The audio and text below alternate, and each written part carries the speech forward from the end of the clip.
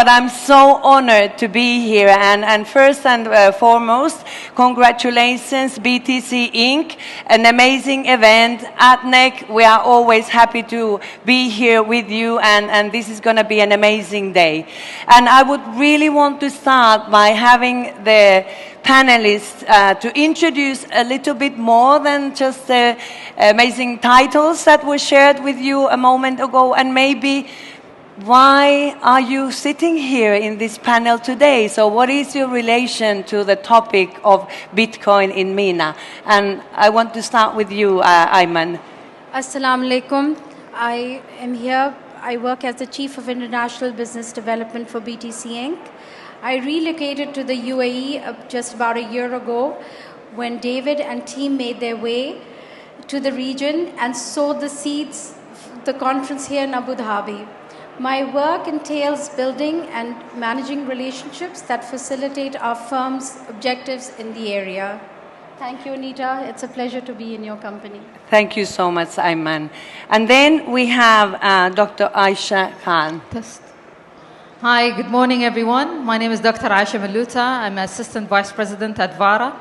I look after licensing, supervision, AML, inspection, so on and so forth. Those who know me, I come from the financial institution sector, and I have regulatory background as well. Been doing this for the last 14 years, not crypto, but in general. Well, and welcome to Abu Dhabi. Thank you so much. Next, we have Bilal, Ahmed, Mir, and this is not the first panel we do together, so we've done this before. You're most welcome. Please share a bit about yourself. Assalamu alaikum, everybody. Good morning. Congrats to Bitcoin Inc. for another fantastic event. My name is Bilal. I'm the founder and CEO of Carter Capital, which is a Bitcoin-focused asset management company. Prior to this, I used to work at an investment bank. Back when it wasn't popular to be involved in Bitcoin at an investment bank, how times have changed. And I've been investing in this space for 8 years, and very excited to see where we're going next, having it been a great journey so far. And then last, but surely not least, we have Khurram Shroff, also known as the Arab whale. Please introduce yourself. Thank you, Crypto Granny. Bismillahirrahmanirrahim. The journey of Bitcoin has been so amazing. I mean, we're hitting $100,000 today. This never had imagined. I got involved in Bitcoin in 2011, where it was under $1, and I've been kicked out of meetings, I've been kicked out of banks, I've been kicked out of so many places because of being a Bitcoin proponent. But I think Bitcoin has come of age, and I think BTC and this conference is an instrumental part of making this happen, especially with Donald Trump and whatever is happening in the world today. So it's a very exciting moment for us all, and this is one of the best and most amazing communities in the world today. Thank you. Thank you so much, everyone. And obviously the topic of this panel is Bitcoin and the Middle East's role in shaping the future, which is very exciting. And as we all know who are here, a lot of happening and in fast speed, and we are in the forefront in the region, obviously. But I would like to start, Aymman, asking you a question, like what is your experience with Bitcoin and how did you first come across it? Thank you, Anita, for the question. I was introduced to Bitcoin by my late son, Asif. The appeal of Bitcoin has several narratives. It's a trustless payment system. There's no need for third-party intermediary. It can be viewed as a transferable unit of energy, since that is what it takes to make it, mine it, and conceivably consumed, cashed out of energy at a later time and a different place. It preserves privacy in that transactions are pseudonymous. And I bet we are just scratching the surface of the locked-in value in the Bitcoin network, with many, many more use cases to come. Asif touched upon these ideas back in 2015 and was a complete believer in Bitcoin ecosystems as a visibly viable future. Asif was a fan of David Bailey, too and followed him for a few years. They had tremendous behavioral similarities too. They're the same age and even a good resemblance. And so I have this emotional connection to the company BTC Inc. as well. I spent most of my life connecting important personalities for business or for political motivations. The inherent values that encompasses these interactions are trust, transparency, and these are also happen to be salient features of the Bitcoin network. So I think I'm in the right place at the right time here, right in Abu Dhabi. Truly you were. And here we are sitting and experiencing the first ever Bitcoin Mena event. And we have Dr. Ayesha from Vara, but I will come back to you just a little bit later because obviously Vara is playing a huge role in every positive way. But I would want to ask first the gentleman over there that how or what does it mean to the Middle East that we have the first Bitcoin Mena event ongoing, and maybe a bit like in general what is going on with Bitcoin going up and down and all of that. So maybe start with you, Bilal. Well, firstly, Bitcoin is an emerging financial technology. It has quickly become a talking point among major financial institutions and governments. And naturally speaking, any emerging technology in whatever field that may be, the Middle East will play an important role in that technology's development, considering the Middle East has been one of the preeminent innovation hubs in the world for the last several decades and continues to go from strength to strength as a global innovation hub. I am aware of a number of entities and initiatives based in the Middle East that are furthering the cause of Bitcoin, not least the work of Dr. Ayesha's institution, Vara, providing a very strong regulatory framework from which we can operate. And it's natural that the Middle East plays a pivotal role in this.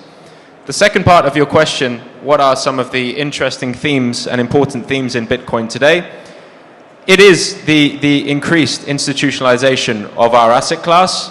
We've seen the success of various financial products such as ETFs that were launched this year, as well as the emergence of a dialogue within governments and leading institutions about Bitcoin's use. So for me personally, as an ex-investment banker, someone involved in the traditional financial field, that is what is very interesting to me, and it's shared by a lot of people. Awesome. And yes, that's so important for us. So the big guys also look into the industry now and see the value of it. As for me, coming from Finland originally, I've been in the UAE since 2015.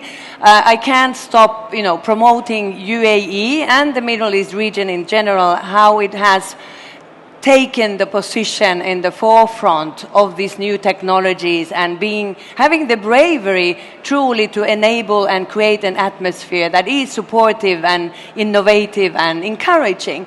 So how does the Arab whale see this? What is your take on the role of Middle East?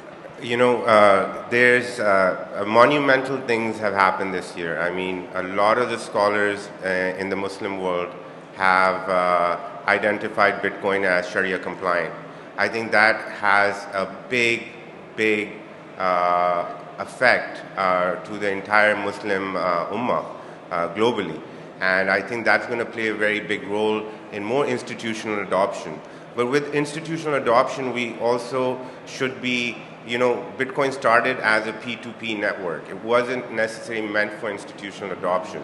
And here we have massive adoption on a global level, and I think this is going to result in a massive adoption on the retail level, on the levels in Africa where people really need it. I mean, look at what's happening in El Salvador. I mean, the entire economy is now based on Bitcoin. So I think the world is about to change, and we're all going to be proponents and change makers of the next decade ahead of us. Thank you so much. Dr. Ayesha, I'm a big fan of Vara, and I think you are showing to the whole world the things that we or early joiners, 2016, 17, asked for. Regulators out there, let's work together, let's have a dialogue, and let's build something great and amazing and legal all together. So you are the Assistant Vice President at Vara, and you look after licensing, supervision, AML, inspections. So what is your, or what has been until now, your experience in building a new regulator for us? I think before we start speaking about my experience in building the regulator, one of the key important things I want to highlight for the audience here today, that the UAE has launched its digital economic strategy in 2022, which aims to double the GDP impact by the next 10 years. And that has been the DNA of whatever we do today. And the Dubai D33 strategy as well aligns completely with that, aiming to position Dubai and the UAE as the financial hub and the digital assets hub in the region. And I think one of those strategies really inspired me to join Vara. And well, obviously establishing a new regulator is not easy, and we've been through a lot of challenges. There were ups and downs. However, I think the opportunity itself speaks about it, right? Today, Vara is the only specialized regulator that specializes in regulating virtual assets. We do not regulate financial sector. Most of the other counterparts basically regulate financial sector and virtual assets. However, we specialize in it. So it makes us very nimble as regulators, listen to our vast, our community, our ecosystem, and gives us the opportunity to build a regulatory regime that is agile at the same time, I think. Thank you. And you surely are doing that every day. And I've heard so much feedback even from companies and projects who come back and say, wow, for the first time we were actually having a dialogue with the regulators. So good for you. Hats off to Vara. But there is another buzzword aside, believe it or not, aside Bitcoin these days, and that is AI. Artificial intelligence. So I'm tempted to ask Bilal and Khurram, AI and Bitcoin, what do you see? What's coming next? What are the next steps when we connect these two dots? You're absolutely correct. It's another fantastic emerging technology that I think has affected all of us in a positive light thus far. It's natural for there to be an intersection between Bitcoin and AI. Bitcoin is a decentralized financial network where its nodes and participants can communicate with each other without the need of human interface or indeed intermediation. As time goes on and different AI devices, softwares and robots communicate with each other and conduct actions with each other, it will be perfectly natural for Bitcoin to act as a payment mechanism between these robots and softwares. Bitcoin is a decentralized transmission of value, and these robots will necessarily need to transmit financial value to each other in order to conduct the tasks that they will do. So I think it's a perfectly natural intersection and one that we will begin to see emerge. And it's on our friend here, it's so exciting time because just a few weeks ago, Brian sent a message saying that Coinbase, that an AI negotiated a contract with another AI and then sent payment in Bitcoin.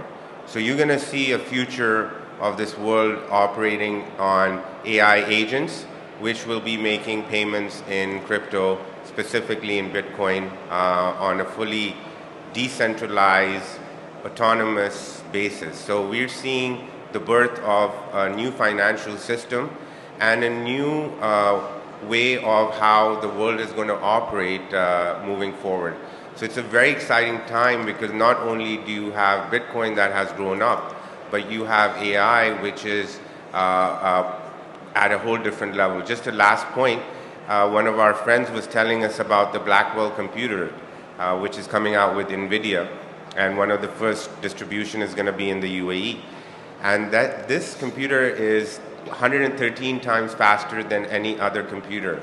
So what it's taking the world today a year, it's going to take us 3 days in the coming future.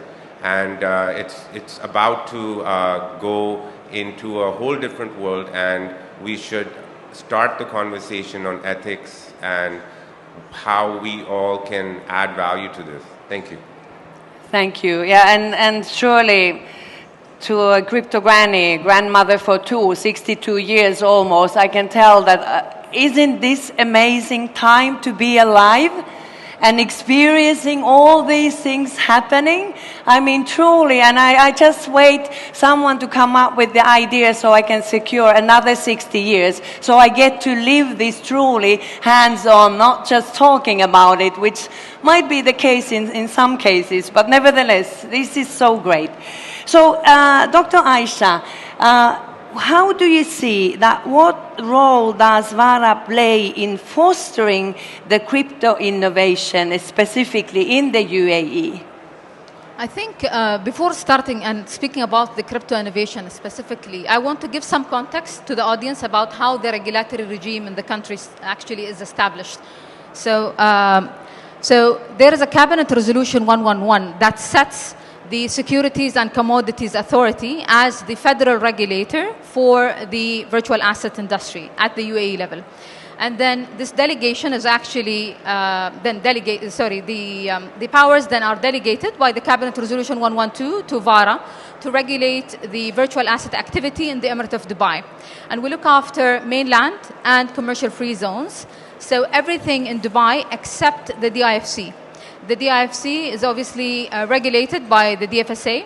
And then you have the other financial free zone as well, which is ADGM, regulated by the Financial Services Regulatory Authority, the FSRA. And then you have the virtual asset payment services is with the UAE Central Bank. And the reason how it was structured that way is to give it the autonomy and the mobility that it needs. And we as regulators work closely, very closely together to make sure that there is regulatory clarity and there is no regulatory arbitrage. So we all sit at the National AML Committee. We make sure that the minimum licensing standards are similar when it comes to basically licensing those virtual asset service providers. So I think starting from that point, from the top, from the 111, Vara had made sure to establish a robust regulatory regime. And the regime is basically, some people might think it's complex, but it's actually not. So we have 4 mandatory requirement rule books. We have the company rule book that basically sets the minimum guideline to establish a company, including having presence, 2 responsible individual, capital requirements, so on and so forth.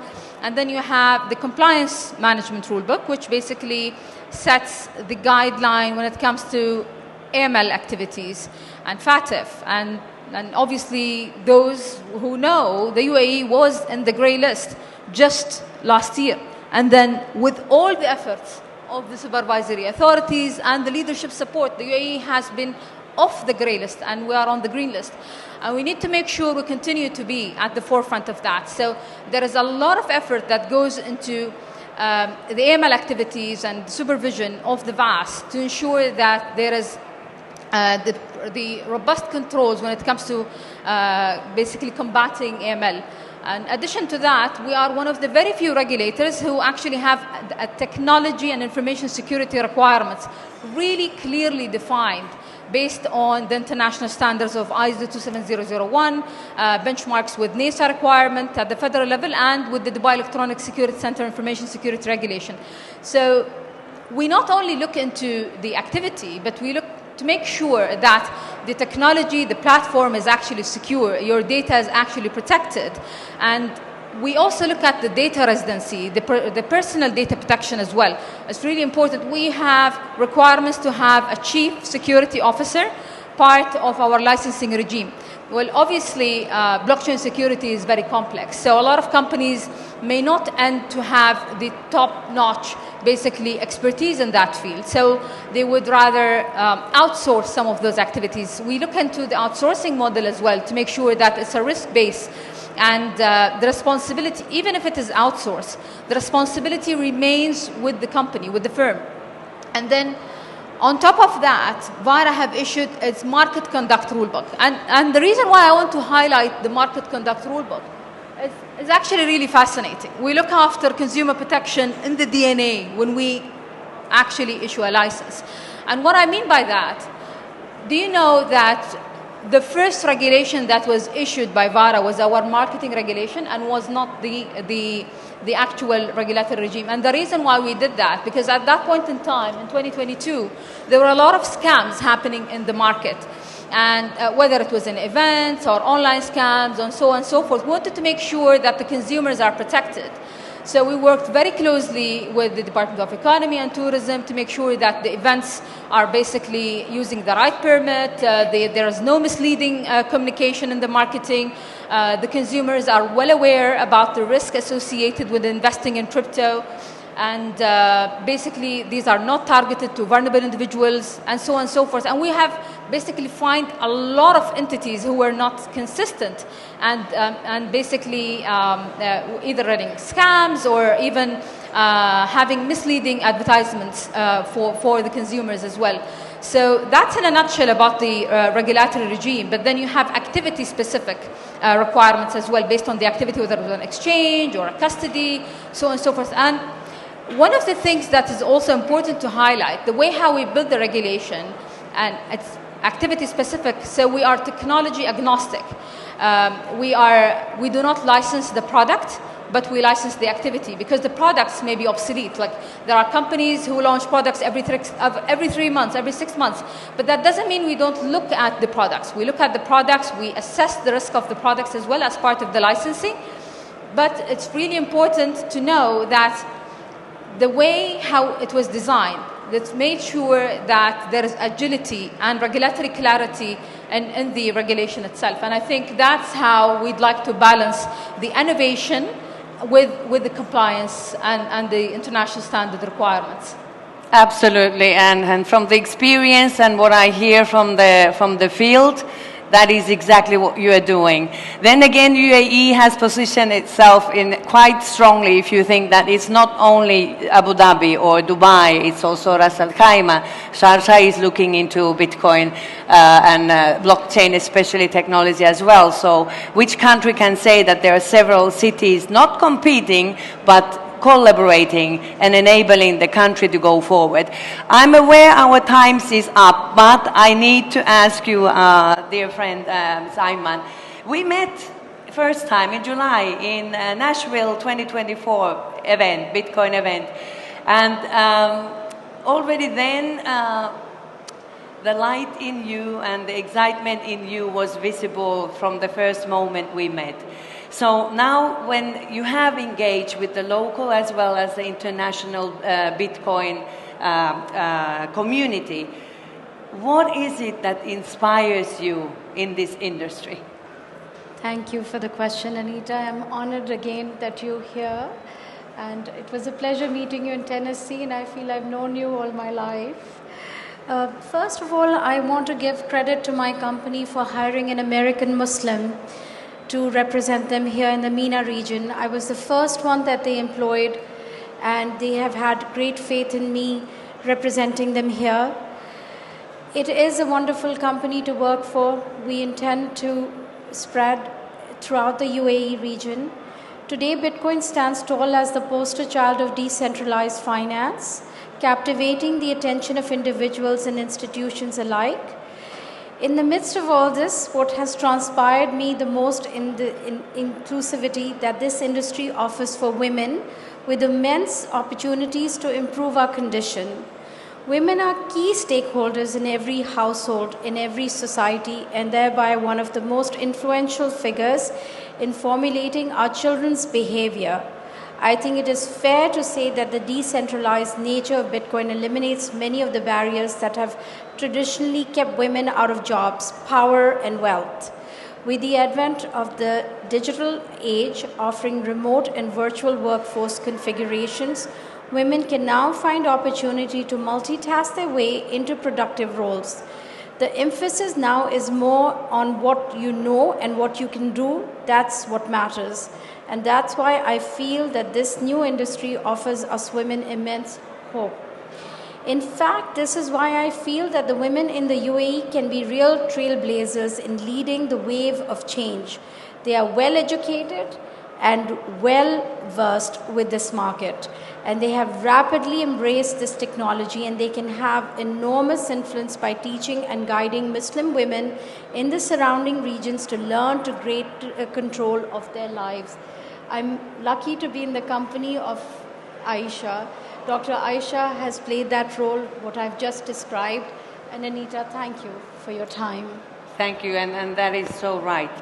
So, my name is Anita Kalergis. I'm known as Crypto Granny. I want to thank you all for joining us in this panel conversation, and please give a round of applause to my amazing panelists, Dr. Ayesha, Ms. Aymman, Mr. Khurram, and Mr. Bilal. Thank you so much. You were amazing, and enjoy Bitcoin Mena and have an amazing 2 days in Abu Dhabi. Thank you.